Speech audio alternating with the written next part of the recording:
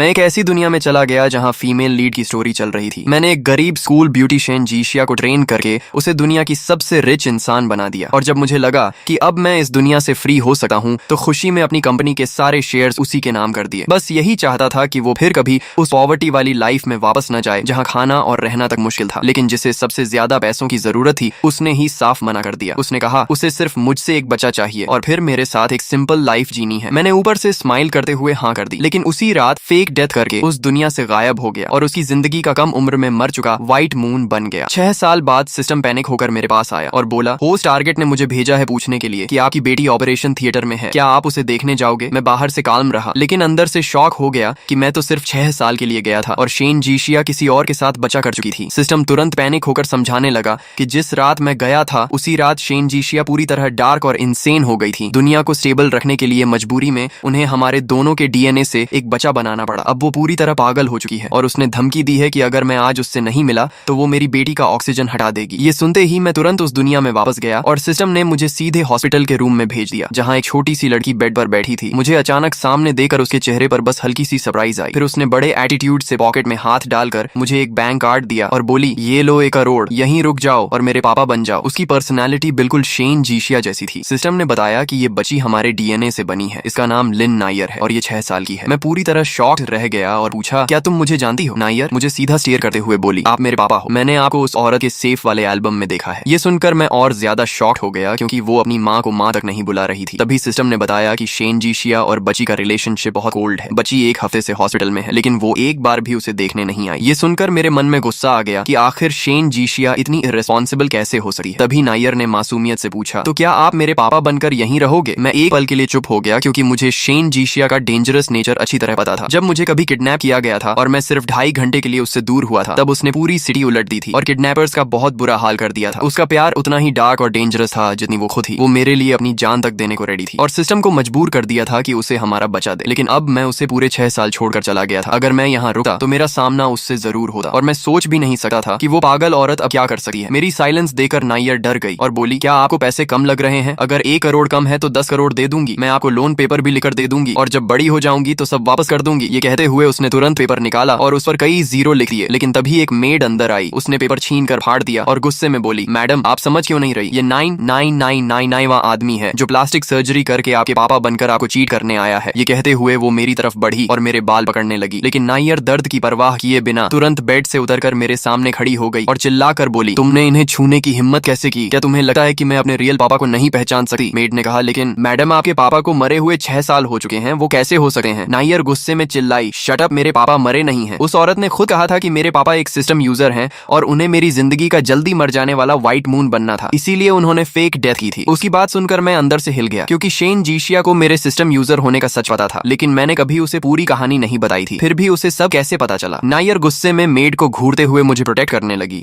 जैसे कोई छोटी वाइल्ड कैट अपने सबसे कीमती इंसान को बचा रही हो। मेड आखिरकार रूम से बाहर चली गई लेकिन जाते जाते उसने किसी को फोन कर दिया। नायर ने चुपके से अपनी आंखों के आंसू पोंछे लेकिन उसकी लाल आंखें देखकर मेरा दिल पिघल गया। मैंने धीरे से पूछा सर्जरी के स्टिचेस दर्द कर रहे हैं क्या। उसने एटीट्यूड से कहा सिर्फ अपेंडिक्स सर्जरी थी, मैं ठीक हूँ। मैं एक पल के लिए फ्रीज हो गया क्योंकि शेन जीशिया ने तो ऐसे बिहेव किया था जैसे बच्ची मरने वाली हो। सिस्टम धीरे से बोला शायद उसने आपको वापस बुलाने के लिए ही इतनी बड़ी धमकी दी थी। तभी मेरी नजर टेबल पर रखी मेडिसिन पर गई लेकिन जैसे ही मैं उसे लेने आगे बढ़ा नायर ने डरते हुए मेरा हाथ पकड़ लिया और बोली पापा मैं आपको जितने पैसे चाहिए दूंगी, बस आप मुझे छोड़कर मत जाना। उसकी डरी हुई आंखें देखकर मेरा दिल पूरी तरह टूट गया। मैंने उसे गोद में उठाकर बेड पर बैठाया और कहा मैं कहीं नहीं जा रहा और मुझे किसी पैसे की जरूरत नहीं, पहले मेडिसिन पी लो। नायर तुरंत बोली मैं बहुत इजी चाइल्ड हूँ, मुझे कुछ नहीं चाहिए, बस आप चले मत जाना। मैंने हंसते हुए कहा अगर तुम मेडिसिन पी लोगी तो मैं यहीं रुकूंगा। ये सुनते ही उसकी आंखें चमक उठी और उसने नाक पकड़कर पूरी कड़वी मेडिसिन एक ही बार में पी ली। फिर मेरे कपड़े कसकर पकड़ ली और बोली मैंने पी ली, अब आप नहीं जाओगे। मैंने उसके सिर पर हाथ फेरते हुए कहा हाँ मैं यहीं हूँ। लेकिन वो फिर भी नहीं मानी और बोली प्रॉमिस करो। मैं हेल्पलेस होकर हंस पड़ा क्योंकि माँ बेटी दोनों को मुझसे प्रॉमिस करवाने की आदत थी। मैं उसे थपथपाकर सुलाने लगा और थोड़ी देर बाद वो मुझे देखते देखते सो गई। मैं उसे देखकर इमोशनल हो गया। तभी अचानक सिस्टम ने पैनिक होकर अलार्म बजाया और बोला होस्ट टारगेट के साथ कुछ गलत हो गया है। अगले ही पल मेरे सामने एक बड़ी स्क्रीन खुल गई जिसमें हमारी पुरानी विला दिखाई दे रही थी। हॉल में हजारों वुडन डॉल्स रखी थीं और उन सभी का चेहरा बिल्कुल मेरी तरह था। बीच में बैठी शेन जीशिया अपने हाथों से एक और डॉल कार्व कर रही थी। 6 साल बाद भी उसका चेहरा उतना ही खूबसूरत था लेकिन उसकी आंखों में अब सिर्फ खालीपन और मैडनेस बचा था। उसे देखकर मुझे पहली बार उससे मिलने वाला दिन याद आ गया। उस समय उसे उसके असली पेरेंट्स ने घर से निकाल दिया था। कड़ाके की ठंड में उसने सिर्फ एक पतली हाफ स्लीव पहनी हुई थी। पूरा शरीर चोटों और ब्रूजेस से भरा था और वो बेयरफुट समुद्र की तरफ बढ़ रही थी। उसकी आंखों में जीने की कोई उम्मीद नहीं बची थी। तभी मैंने दौड़कर उसका हाथ पकड़ा और पूरी ताकत से उसे समुद्र से बाहर खींच लिया। वो लगातार छूटने की कोशिश कर रही थी, लेकिन मैंने उसे जाने नहीं दिया और जबरदस्ती अपनी जैकेट उसके ऊपर डाल दी। उसने सस्पिशियस नजरों से मुझे घूरते हुए भारी आवाज में पूछा, तुमने मुझे क्यों बचाया? तब मैंने कैजुअली जवाब दिया, क्योंकि मैं फ्यूचर देख सकता हूँ और मुझे पता है कि तुम आगे चलकर बहुत पावरफुल इंसान बनने वाली हो, ऐसी इंसान जो पूरी दुनिया को हिला देगी। मैं झूठ भी नहीं बोल रहा था, क्योंकि कहानी में शेन जीशिया असली फाइनल विलन थी। बस उसे अपनी जिंदगी का सबसे मुश्किल समय पार करना था और फिर वो फीमेल लीड से भी ज्यादा ताकतवर बन जाती। शेन जीशिया किसी पर आसानी से भरोसा नहीं करती थी, लेकिन न जाने क्यों उसने मेरी हर बात पर यकीन कर लिया। फिर मैंने 3 साल तक उसे ट्रेन किया और धीरे धीरे वो लोगों की नजर में ऐसी रूथलेस वुमन बन गई जो पावर और मनी के लिए कुछ भी कर सकती थी। लेकिन उसी दौरान मैं उसकी जिंदगी की सबसे बड़ी वीकनेस भी बन गया। मैं अचानक रियलिटी में वापस आया तो देखा शेन जीशिया ने कार्विंग नाइफ उठाकर बिना हेजिटेशन अपनी उंगली काट दी और खून से वुडन डॉल के होंठों पर आखिरी निशान बना दिया। फिर वो हल्का सा मुस्कुराई और बोली, मेरा लिंक्डइन सच में बहुत हैंडसम है, लेकिन अफसोस आखिर में ये भी वो नहीं है। उसका ये कहना था कि मेरे पूरे शरीर में सिहरन दौड़ गई। मैंने उसकी नजरों का पीछा किया और अगले ही पल मेरी रूह तक कांप गई, क्योंकि कमरे के हर कोने में रखी वुडन डॉल्स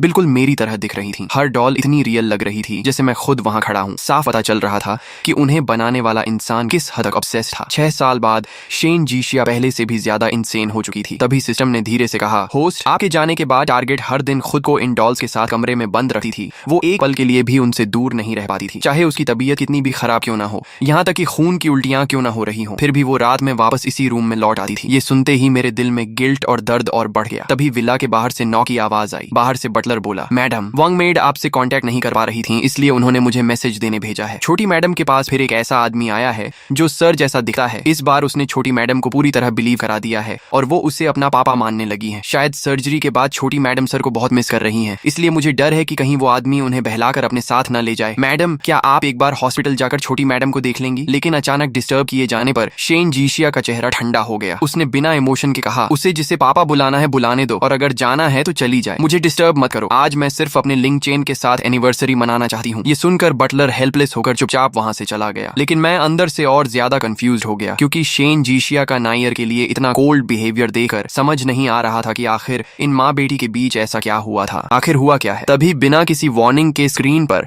अचानक फ्रेश ब्लड फैल गया। शेन जीशिया ने बिना एक पल रुके अपनी कलाई ब्लेड से काट दी और एक्सप्रेशनलेस चेहरा लेकर बहते हुए खून को वुडन डॉल पर गिराने लगी। मेरी आंखें शॉक से फैल गईं। मैं चिल्लाया, ये क्या कर रही है? क्या इसे अपनी जान की भी परवाह नहीं? सिस्टम ने धीरे से बताया, ये एक रिचुअल है। कहा जाता है कि अगर शादी की एनिवर्सरी वाले दिन कोई अपना खून डॉल पर गिराए तो उसके लवर की सोल उस डॉल में वापस आ सकती है। शायद वो तुम्हें इसी तरह वापस आया कि क्या तरीका है। तभी वॉल पर टंगी हमारी पुरानी फोटो अचानक गिरकर टेबल से टकराई और पास रखा मेडिकल बॉक्स उछलकर सीधा शेन जीशिया के पैरों के पास जा गिरा। वो वही मेडिकल बॉक्स था जो मैंने बहुत पहले उसके लिए बनाया था, क्योंकि वो हमेशा खुद को हर्ट कर लेती थी, इसलिए मैं उसकी सारी मेडिसिन और बैंडेजेस उसमें रखता था। शेन जीशिया ने जैसे ही मेडिकल बॉक्स देखा, वो एक पल के लिए फ्रीज हो गई। फिर उसकी पागलों जैसी आंखें उस डॉल पर टिक गईं और वो धीमी आवाज में बोली, लिंग चेन, क्या सच में तुम वापस आ गए हो? लेकिन रूम में कोई जवाब नहीं आया। कुछ सेकंड्स बाद वो खुद ही टूटकर हंस पड़ी और बोली, मैं सच में पागल हो चुकी हूँ, मुझे सच में लगा तुम इस डॉल में वापस आ जाओगे। तभी सिस्टम ने अचानक खुश होकर कहा, होस्ट, अच्छा हुआ रिचुअल का टाइम खत्म हो चुका है, वरना ये औरत सच में अपना सारा खून बहा देती। मैंने राहत की सांस ली जब शेन जीशिया ने आखिरकार ब्लेड फेंक दिया और नीचे बैठकर मेडिकल बॉक्स से बैंडेज निकालकर अपनी कलाई बांधने लगी। लेकिन उसका पीला चेहरा देखकर मेरे अंदर गिल्ट और दर्द दोनों बढ़ गए। क्या मेरे जाने के बाद वो हर साल खुद को ऐसे ही हर्ट करती रही थी? सिस्टम ने धीरे से कहा, पहले भी करती थी, लेकिन आज जितना डीप कट उसने पहले कभी नहीं लगाया। शायद कुछ देर पहले वो सच में तुम्हारे लिए मरने को रेडी हो गई थी। मैं पूरी तरह साइलेंट हो गया। गिल्ट मेरे अंदर और बढ़ता जा रहा था। थोड़ी देर बाद स्क्रीन गायब हो गई और मेरी नजर फिर हॉस्पिटल रूम में सो रही नायर पर पड़ी। वो बेड पर छोटी सी बॉडी सिकोड़कर सो रही थी और पहली बार मुझे महसूस हुआ कि ये सच में मेरी और शेन जीशिया की बेटी है। उसका चेहरा भी काफी हद तक मुझसे मिलता था। मैं उसे देखते हुए हल्का सा मुस्कुरा दिया। शाम होने लगी तभी नायर अचानक डरकर उठ बैठी। उसका चेहरा पूरी तरह सफेद था और माथे पर पसीना था। मैंने उसके माथे का पसीना साफ करते हुए पूछा, क्या तुमने कोई नाइटमेयर देखा? मुझे देखते ही उसकी आंखें लाल हो गईं और वो कांपती आवाज में बोली, पापा, सच में आप ही हो ना? आप वापस आ गए और इस बार मुझे छोड़कर नहीं गए। मैंने अभी सपना देखा कि वो क्रेजी वुमन उन सभी लोगों को मार रही थी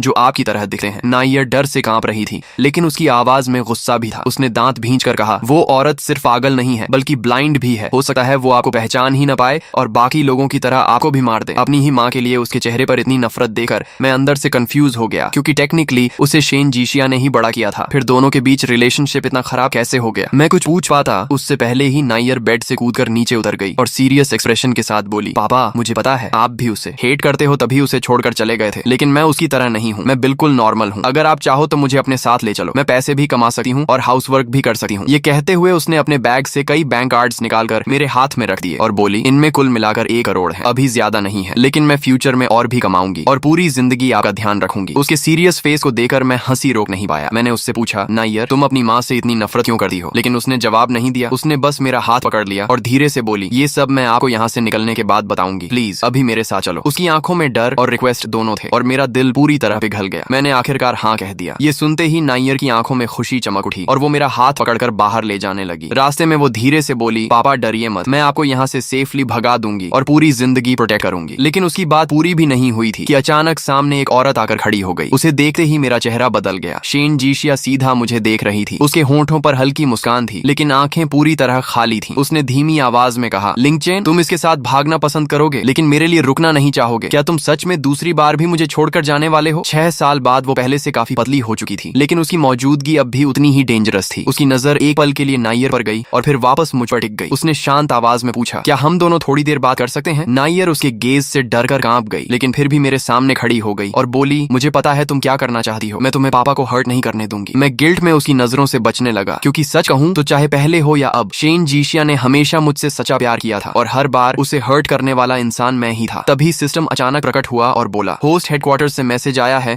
कि अगर टारगेट इमोशनली स्टेबल हो गई तो तुम्हारा मिशन कंप्लीट हो जाएगा। शायद ये बातचीत अच्छा मौका हो सकती है। मैंने धीरे से सिर हिलाया और आखिरकार शेन जीशिया की तरफ देखकर कहा, ठीक है हम बात करेंगे। नायर ने तुरंत मेरे कपड़े पकड़ लिए और डरी हुई आवाज में बोली, पापा मत जाइए। मैंने उसके सिर पर हाथ फेरकर उसे समझाया, चिंता मत करो, मुझे कुछ नहीं होगा। तब जाकर उसने धीरे से मेरा कपड़ा छोड़ा, लेकिन उसकी नजर अब भी मुझ पर ही टिकी हुई थी। मैं उसे रीअश्योरिंग स्माइल देने के लिए पीछे मुड़ा ही था कि शेन जीशिया अचानक बोली, तुम्हें उस बच्ची की बहुत चिंता है ना?